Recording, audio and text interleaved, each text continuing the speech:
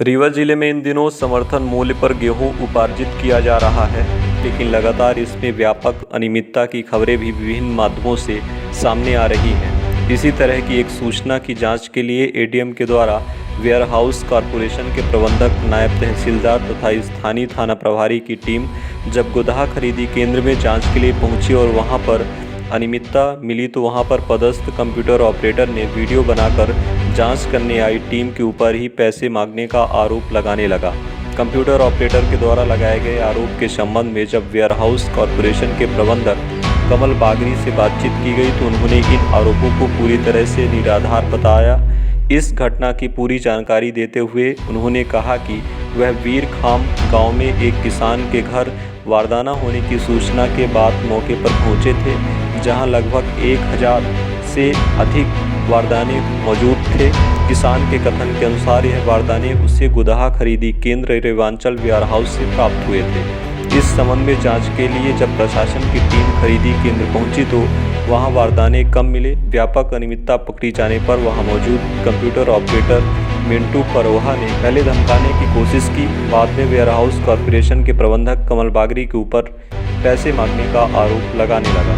Sir, वीर खाम खरीदी केंद्र में आपका एक वीडियो वायरल हो रहा है, क्या प्रकरण है, क्या मामला है? उस मामले में सोशल मीडिया के तहत एडीएम मैडम को कोई जानकारी मिली कि वीर खाम गाँव में एक किसान के यहाँ पे कुछ शासकीय बारदाने रखे हुए। उस बारदाने की जांच हेतु उनने मेरे को बोला कि आप वहाँ चले जाइए। उन्होंने कहा गाँव है, आप और भी कोई अधिकारियों को वहाँ पे भेज दीजिए।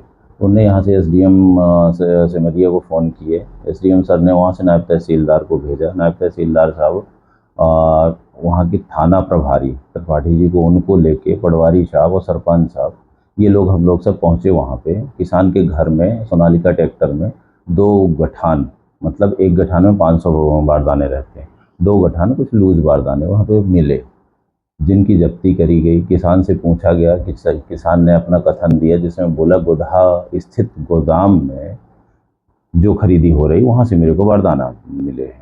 वो बारदाना की जब्ती बनाई गई। जब्ती बना के उसको सरपंच साहब के हवाले कर दिया गया, जिसको उन्हें पंचायत भवन में रखवा दिया।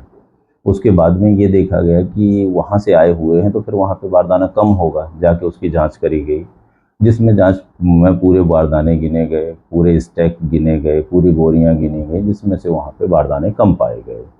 ये सब पूरी कार्रवाई हो जाने के बाद में हम लोग गोदाम से जैसे निकल रहे थे तो वहाँ का जो ऑपरेटर था, जो पूरी खरीदी संचालित कर रहा था, उसके द्वारा मोबाइल निकाला गया और वीडियो बना के चिल्ला चिल्ला के बोलने लगा कि मेरे ऊपर इसलिए कार्रवाई करी गई है जो कि मैंने इनको पेमेंट नहीं दिया। इनके द्वारा पेमेंट की डिमांड की गई है, जो कि मेरे साथ में नायब तहसीलदार वहीं पे दिख रहे हैं, उस वीडियो में भी दिख रहे हैं। इसे वो बोल रहा है 200 किसान खड़े हुए हैं जिनकी टालियाँ नहीं गिनी गई। टालियों से हमको क्या लेना देना, किसान से तो कोई मतलब नहीं था, हमको बारदाने गिनने थे।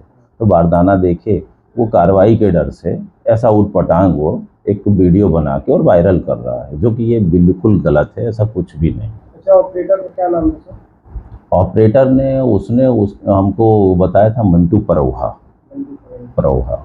उसके तरफ से कुछ धमकी भी आपको दी गई? वो अंदर ही धमकी दे रहा था कि अभी आप जानते नहीं हो मेरे को, मिंटू परोहा कहलाई थे हम। तो उसको हम ये बोले ना जानने की ज़रूरत है, आप बारदाना बता दो कहाँ है, इसके अलावा कोई बात ही नहीं है। अच्छा सर, मिंटू परोहा की पहले भी कुछ कंप्लेंट्स आई थी, कुछ घोटाला उसने किया था? वो पिछले बार एक समूह के थ्रू काम कर रहा था, ओम कामता वेयर हाउस में, जिसके बाकायदा रिकॉर्ड नान के पास में है। वो जो समूह था वो ब्लैक लिस्टेड हो गया है, उसने काफ़ी मात्रा में शॉर्टेज दिया हुआ।